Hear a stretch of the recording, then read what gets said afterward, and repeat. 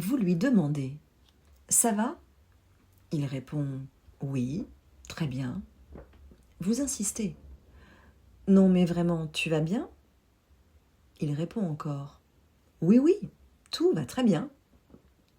Vous pensez « Il ne me dit pas tout ». Lui pense « Mais pourquoi elle insiste autant ?» Et ce n'est que le début. Parce que dans un couple, il y a des phrases qui semblent simples et qui pourtant ne le sont jamais.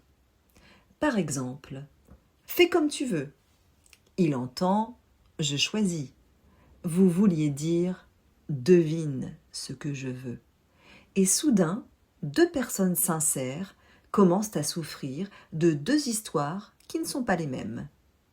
Rassurez-vous, vous n'êtes pas folle, vous êtes simplement en couple.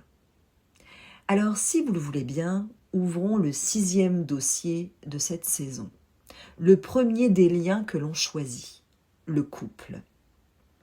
Nous avons fait du couple une science. Nous analysons, nous communiquons, nous optimisons. Nous avons des méthodes pour parler, des méthodes pour écouter, des méthodes pour ne plus nous disputer. Nous avons même des méthodes pour mieux nous aimer. Il ne nous manque plus qu'un service après-vente. Et malgré tout, il reste cette chose absolument scandaleuse. L'autre ne fonctionne pas comme nous. Vous avez dit oui, l'autre aussi, mais peut-être pas la même chose. Vous avez dit oui à « on se dit tout », l'autre à « on se fait confiance sans tout se dire ». Et aucun de vous n'a menti. Vous n'aviez simplement pas mis la même chose derrière le même oui. Alors, chacun commence à attendre. L'un attend un geste, l'autre attend qu'on lui demande. L'un pense « c'est évident », l'autre pense « je ne pouvais pas le deviner ». Et c'est ainsi qu'une attente devient une dette devient un reproche, et le reproche finit par prendre le visage de l'amour. Et c'est ici que la clause apparaît. Le « tu devrais savoir ». Il ne peut pas savoir, parce que vous ne lui avez jamais dit. Et vous ne lui avez jamais dit parce que vous croyez qu'il devrait déjà le savoir. Parce qu'au fond, soyons honnêtes, le « tu devrais savoir » signifie rarement « tu as reçu une information que tu as oubliée ».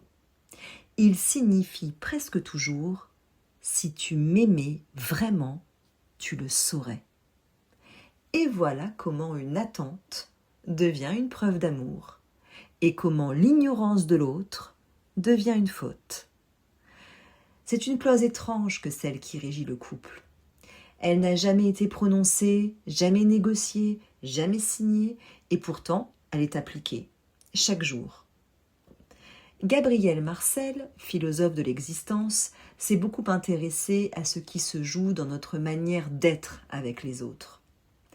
Pour lui, l'autre n'est jamais quelqu'un que l'on peut posséder, prévoir ou épuiser par la compréhension. Et c'est précisément là que le « tu devrais savoir » devient dangereux.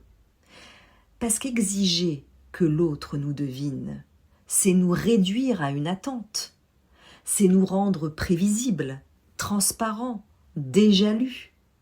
Et quelqu'un de totalement prévisible est certes beaucoup plus facile à gérer, mais beaucoup plus difficile à aimer.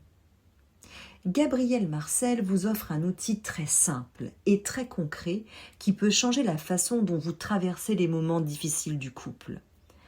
La prochaine fois que vous serez blessé, avant de reprocher quoi que ce soit, posez-vous cette seule question. Ce que vous appelez une blessure, est-ce une promesse qui l'a rompue ou une attente que vous aviez décidé qu'il vous devait sans jamais le lui dire? Parce que une promesse donnée engage, mais une attente cachée n'engage personne. Ce n'est pas la même douleur et ce n'est pas le même reproche.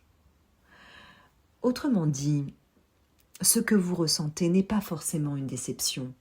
C'est juste cette clause du couple, celle qui dit « tu devrais savoir ». Mais gardez à l'esprit que la différence de l'autre n'est pas forcément ce qui menace le couple. C'est peut-être même ce qui l'empêche de devenir une prison. Peut-être que le couple ne commence pas quand deux personnes se comprennent. Il commence quand elles renoncent enfin à l'exiger.